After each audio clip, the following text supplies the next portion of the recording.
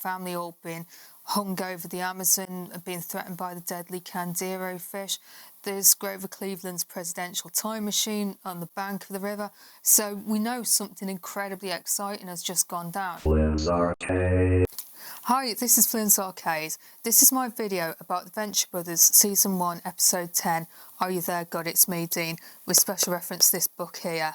Before we start, please can you do me a favour and give the video a like and subscribe to the channel if you haven't already.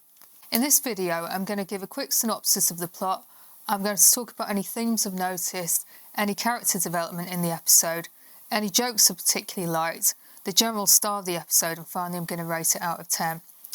In this episode, the Monarch has captured the Venture family and Dean takes ill. Due to the bureaucratic processes of the Monarch's trade union, it allows Dean and his dad to go and get treatment, whilst Hank and Brock go to stay at the Monarch's lair. Dean recovers and the adventure starts again, only for Hank to get ill too. As to the themes of this episode, there's a sort of recurring plot device that's used in, and it's been seen in other episodes, but it was used very heavily in this one. I've called it the mundanity used for dramatic effect because I don't know of any better way to phrase it. I don't know if it's an existing trope. If it is one, please let me know. To illustrate what I mean, it's what Doc Hammer puts as all the cool shit happens off screen, and then we show them doing the laundry. And how this manifests in this episode is it starts with a very exciting opening sequence of the family all being hung over the Amazon and being threatened by the deadly Candero fish.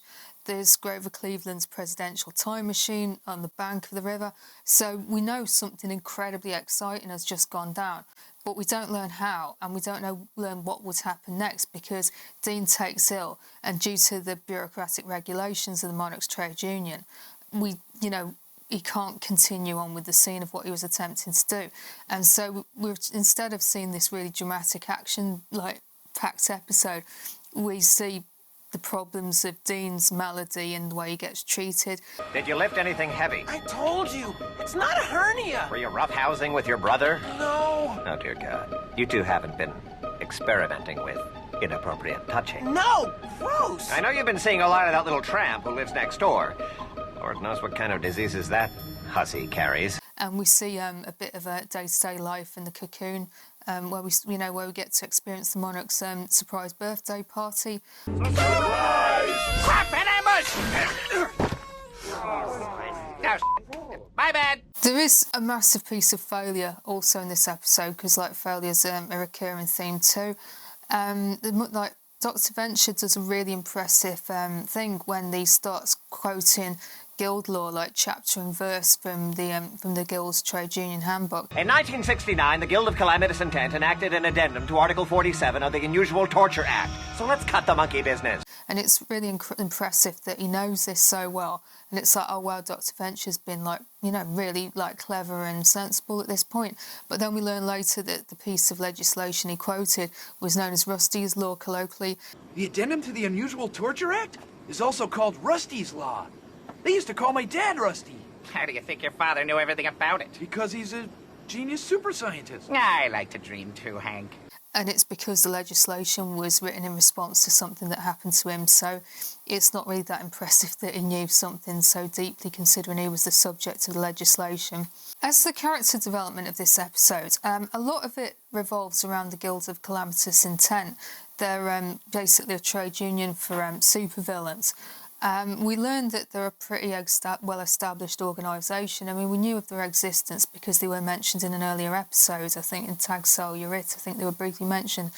But in this episode, we learned that they're so well-established. Not only do they have their own manual, they also have been going since the 1960s, and they're possibly even older than that because they were around to establish Rusty's Law, which was, so it means that they've been going for quite a long time. They're incredibly well organised.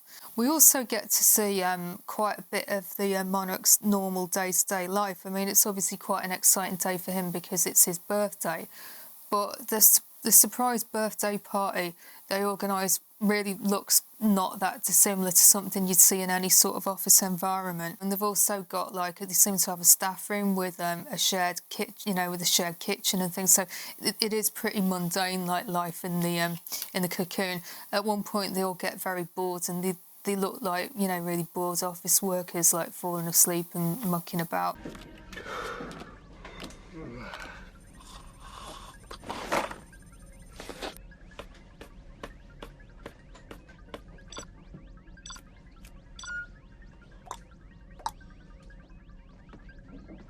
Are you going past the fridge? Can you get me a Fresca? And so, yeah, it really isn't as glamorous as perhaps we thought before seeing this episode. We also get a very TMI window into the sex life of the Monarch and Dr. Girlfriend. Dr. Girlfriend, won't you come over here with me for a moment? No, I guess the muscular one is all right, but the boy is just going too far. Can't we just use the puppet again? Which is quite funny, but it also shows how mundane the lives are. We learn a bit about conjectural technologies. I mean, they don't look that impressive in the HQ. I think it seems to be where they live, and where they live doesn't seem particularly glamorous. It seems that they're not doing that well financially. Are you gonna get the phone or what? What is wrong with you? Why don't you ever flush? It's like a bucket full of payday bars in there. Come on, fella, you're blocking the screen. But they get on really well, and they seem pretty cheerful. I quite like the fact as well that that Pete White was playing Grand Theft Auto, because I was pretty into it back in the day. I think we all were. As the jokes of this episode, it contains a now very famous conversation between henchmen 21 and 24, where they talk about how Smurfs reproduce. Come on, they have one female servicing a large group of males. That implies a species that lays eggs. Oh my god, you're crazy! They are so obviously mammals! Please, she'd be an estrus 24/7 if she didn't lay eggs. Smurfs don't lay eggs! But it gets memed a lot by the fans. It reminds me of a scene that's in Donnie Darko, where they also talk about the sex lives of Smurfs and how they reproduce. Smurfs are asexual. They don't even have reproductive organs under those little white pants. I think that Donnie Darko came first, but I don't know if the conversation in the Venture Brothers is a direct reference to this or not. It could be just something that people talk about. I mean, as to how fictional characters come to live their lives, it is something that is quite fascinating to a certain type of person.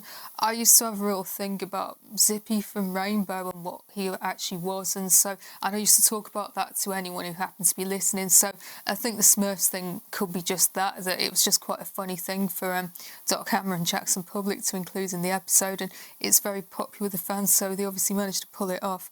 There's also a joke about Dr. Girlfriend saying that she could have a threesome with Brock, and so it's a bit of cringe comedy, because of a lot I said about we've got an interesting window into their sex life.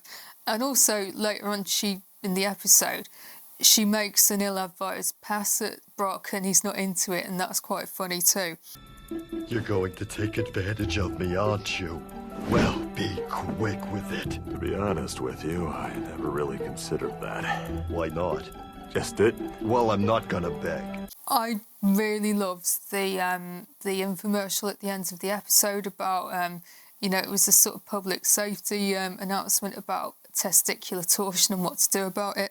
And there's also a logo that I'm going to show right now that Doc Hammer designs, and it's about the Scrotal Safety Council, which I find quite funny too. There's also quite a funny montage towards the end of the episode. It features some quite exciting scenes, such as the fight between Brock and the various henchmen, and we also see the tense scene of Dean having his operation. But that's juxtaposed with Dr. Venture just chilling and eating his lunch and watching TV, and I just quite like that. As to the style of this episode, Doc Hammer said in the book that I was probably all out of ideas at this point, so I dug into my own personal shame. What happens was unfortunately he became very ill as a teenager with acute testicular torsion, and what the conversation that Billy had with Dean, that was what the doctor genuinely said to the 16-year-old Doc Hammer, and so he, so it's incredibly realistic. So it's so that's an interesting piece of like a bit of a stylistic shift, that we've got some like real like sort of autobiographical realism in this episode. There's also this is also the most like mundane and bureaucratic episode so far, which is quite an interesting stylistic shift. I mean, the title of the episode is a reference to the Judy Blume book, which is Are You There, God, It's Me, Margaret, which I read, but I read it when I was like really, really young, so I can't really remember much about it. The only thing I can remember, it's about a young girl who's just started having her periods, and that's basically what the book's for. It's to educate kids who are going through puberty. I do think the title is quite ironic though, because in the case of the Judy Blume book, like you are like if you're like a sort of like 12-year-old girl or whatever, you're supposed to start having periods. It means that you're healthy and and everything's going well. You're not supposed to have acute testicular torsion. It means that you're quite sick and unwell. So yeah, I think it's sort of quite a bit of dark comedy in the title there. I also think it's pretty funny that Grover Cleveland's presidential time machine doesn't really get elaborated on. It exists in the Ventureverse, but then it never gets mentioned again until like years and years later, and so that's quite funny in a strange sort of way. It reminds me of the robot dinosaur bones that were mentioned in the pilot episode that I've been thinking about ever since I heard the phrase, what were the robot dinosaur bones? And so now I'm going to be thinking about Grover Cleveland's presidential time machine like for a long time. So I think there's quite a bit of humour there, that just like dumping this stuff in the fans' brains and letting them just go off and think about what all this stuff could mean. To be honest, I've been dreading making this episode because I find it quite depressing, to be honest. It's like, I don't like seeing Dean in genuine like pain from a real condition that he could have had. I can't help feeling like quite attached to these characters, because I obviously care about them enough to make a YouTube series about them, and so it's just quite upsetting to think about. I also feel like quite upset to think about Doc Hammer having this condition, so yeah, I really didn't want to think about it too much, and so I wasn't looking forward to making this episode.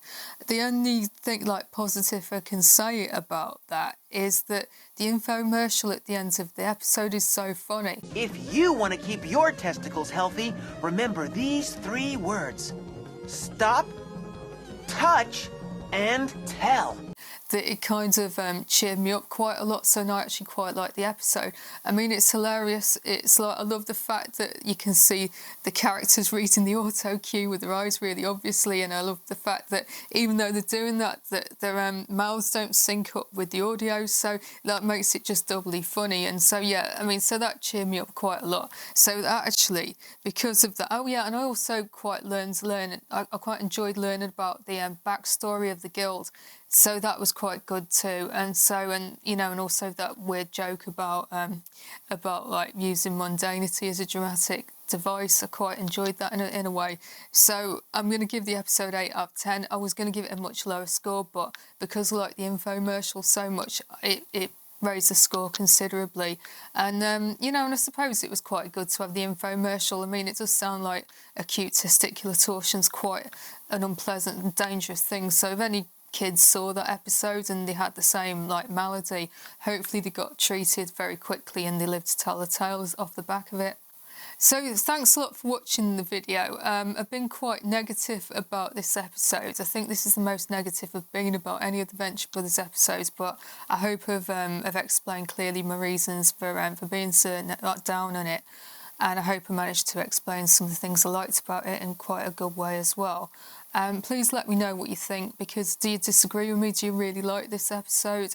Please let me know if you do. If you have anything to add, like just put it in the comments. And if you don't have anything to add but you'd like to help the channel, just write Go Team Venture in there, because apparently it really helps the algorithm.